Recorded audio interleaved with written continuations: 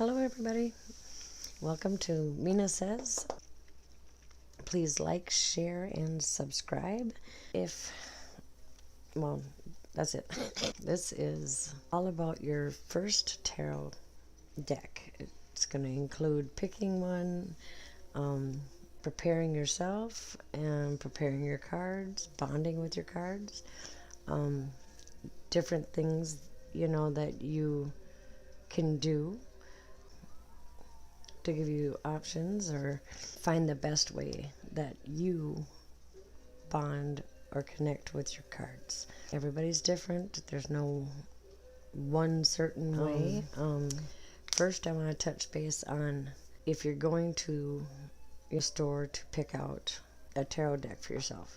Before you get to the shelf with all the tarot cards on it, take pause. Take 3 deep breaths in and just release any worries or stresses about picking out your deck, because the deck is going to draw you to it.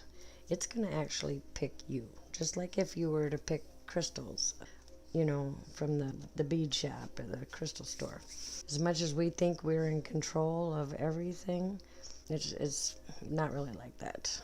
We exchange energies with everything, and energies pull us together. So take those deep breaths, blow out any stress, and hold the intention of finding the tarot cards that will best work for you, but with you. Okay? And then just start looking over the different cards, the different boxes. Pull them out, look at them, touch them, feel the energy. And if you can't, if there's something on the box that catches your eye, whatever you're drawn to, that is 9 out of 10 times a deck that will work with you. Then, after you purchase it and bring it home, you're going to want to dive right in. But I'm going to ask you to not right away. The cards, they've been shipped and they've been handled, and you want to clear the energies off of your cards first, okay? There's several ways that this can be done. I don't have my crystals near me. Okay. Some people wrap them up in a silk cloth, put them in a pine box, and bury them in the earth to clear their energies and charge them with earth energy. You can sage them. You can sprinkle them with a very fine spritz of moon water, holy water. I don't suggest that unless you're going to do it one at a time and wipe them dry right away so you don't ruin your new deck. Let's see. Traditionally, it's the pine box, but I don't think anybody uses that anymore. I don't have my boxes near me either. Okay. I wasn't prepared for this video. I make boxes with magnets. I do all sorts of stuff, but you don't have to have a box. I do suggest that you create a sacred space that's always has positive energy in it that usually only you go into. You could have your altar in there. In this sacred space, it's where you'll meditate. It's where you'll do your readings. You pray. All your ritual or everyday spiritual things. Make sure it has lots of comfy space and lots of things that make you happy, that will raise your vibration. Okay? You want it to be yours. Make it your own. A place to be proud of and safe in. All right. So you are going to want either the original box it came in, or a bandana. It's usually silk, but doesn't have to be. Some sort of cloth to not only wrap your cards in, but to lay down so they're not touching the table top. If you don't have a cloth, you're going to want it to be a wood tabletop.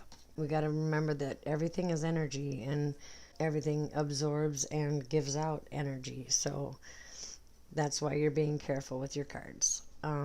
Let's see. I'm sure I'm going to miss a few things. In your sacred space, you can clear negative energies with crystals, sound healing, Tibetan singing bowls, different colors. There's, a different video. All right, once you've cleared the energy off your cards, you're going to want to start exchanging energies with your cards. You're going to want to hold them.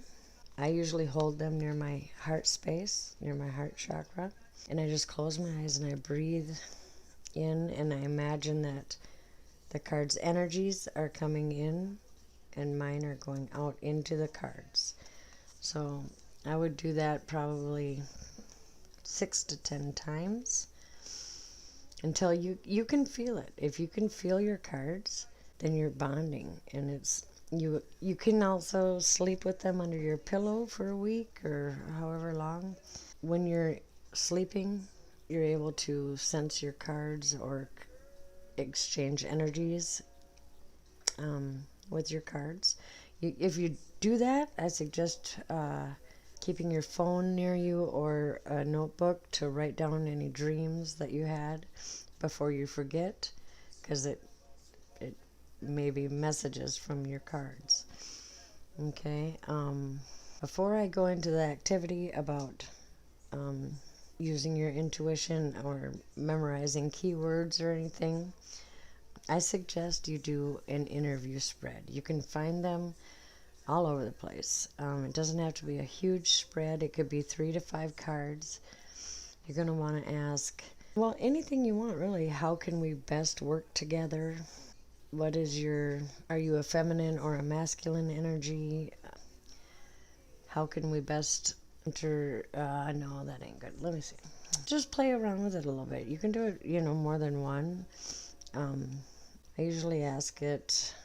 I've even gone so far as to say, are you a passive energy? Are you an aggressive energy?